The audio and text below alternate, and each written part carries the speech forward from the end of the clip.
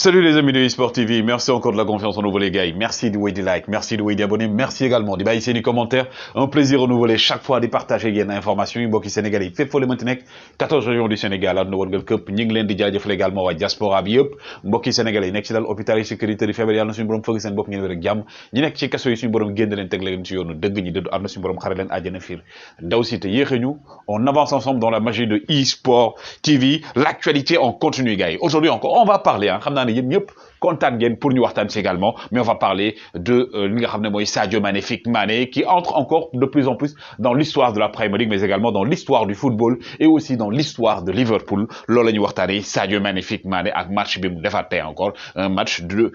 fou un match de magnifique quand même gars yi ñii nag ngeen di gis muy équipe nationale sourd-muet yi malheureusement nag tey dañ leen dóor Allemagne moo leen dóor donc dañu dem prolongation ñu dóor leen 4-3 quart de finale loolu woon bu ñu gagné woon dañuy dem demi-finale mais comme on dit rek ils ont représenté dignement le Sénégal donc seen mooy moom dama koy kaas ba keroog rek mais gars yi félicitations à eux 22e journée Ligue 1 sénégalaise derby bi nag Jaraaf Teungueth FC lay doon samedi 17h Dakar Sacré-Cœur Seneps Mbour Petite Côte Guédiawaye FC également Linguère US Gorée AS Pikine AS Douane Casa Sport Diambar FC Génération Foot Ndiambour de Louga loolu mooy nekk match yi de 22e journée également Ligue 2 Keur Madior NGB Oslo Thiès FC Amitié FC Stade de Mbour Sonacos US Ouakam lay doon USCT Port Demba Diop Walidane Diamono Fatick Renaissance ak Duc également ñoom ñooy daje ci 22e journée bi Ligue 2 sénégalaise gars yi li nga xam ne nag moom mooy donc Ligue des champions africaine waxoon naa leen ko sànq Maroc la ñu wax ne seen stade moo koy organisé problème bi nag mooy que ne Maroc dafa qualifié demi-finale te bu dóoree match bi et c'est bien parti dañuy dem finale daje Égypte nag dañoo yóbbu tribunal arbitral du sport TAS la ñu yóbbu waa CAF nee na ñoom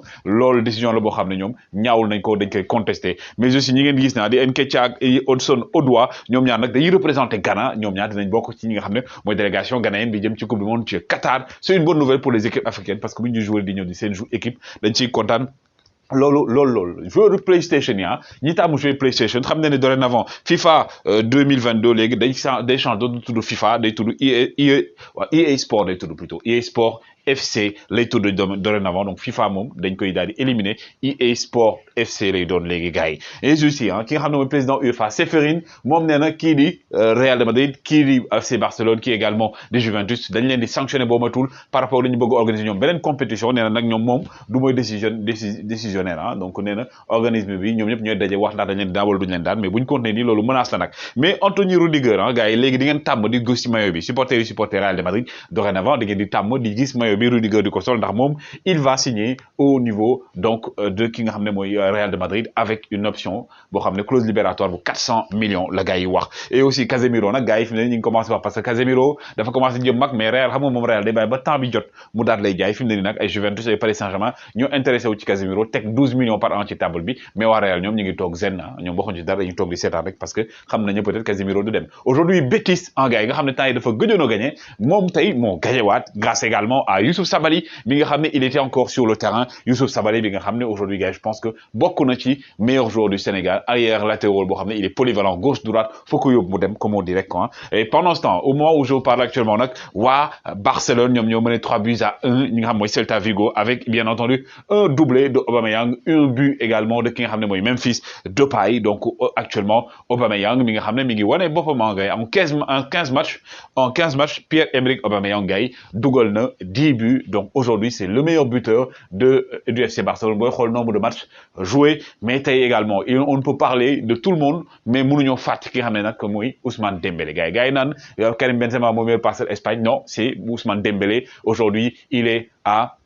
13 passes et gars même bu woon loolu sax nombre de matchs il a juste joué 20 matchs Ousmane Dembélé donc aujourd'hui c'est le meilleur passeur de la Liga derrière ki nga xam ne mooy donc devant plutôt ki nga xam ne mooy Karim Benzema 2-1 Liverpool face à Aston Villa fekk si leen dóor leen loolu ñaaw na gars yi loolu la tey Liverpool def Aston Villa bu Steven Gerrard grâce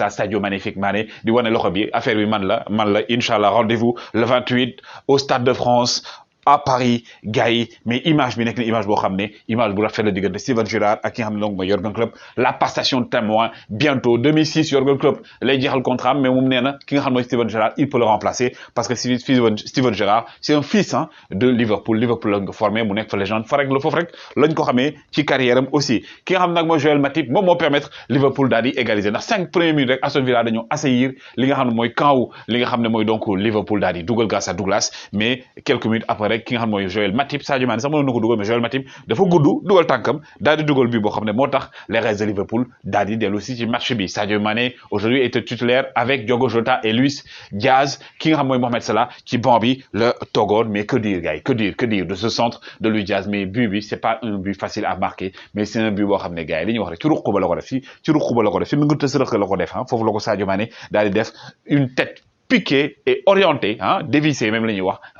pour dugal ko tromper le gardien de Aston Villa de Steven Gerrard Aston Villa bi nga xam Philippe Coutinho fa lay jouer jamono ji Sadio Mané bi nga xam ne gars yi man li ma jaaxal ci Sadio Mané mooy gars yi Sadio Mané bu dugalee xam mu nekk yenn joueur da nga xam ne Sadio Mané sa manière de vivre sa manière d'être noonu lay sax célébrer but bu doon yeneen joueur da nga gis ñu tëb yuuxu fii gis ni Cristiano Ronaldo day ñëw ne chou mais Sadio Mané moom day tàllal loxoom def bu simple comme sa manière de vivre mais aussi day wane ne actuellement il a mûri et que moom li ñu wax rek job lu bëri wax tuuti job lu bëri Sadio magnifique Mané qui actuellement gars yi est à 15 buts loolu tax na nag Liverpool nekk la deuxième équipe en Premier League à avoir 3 joueurs yoo xam ne atteindre nañ wala boog ñu dépassé 15 buts muy Sadio Mané Mohamed Salah ak Diogo Jota Sadio Mané également depuis qu'il est revenu de la CAN gars yi 12 buts la dugal 12 buts depuis qu'il est revenu de la CAN 7 buts mu dugal ko fi nga xam ne nag mooy Premier League dugal également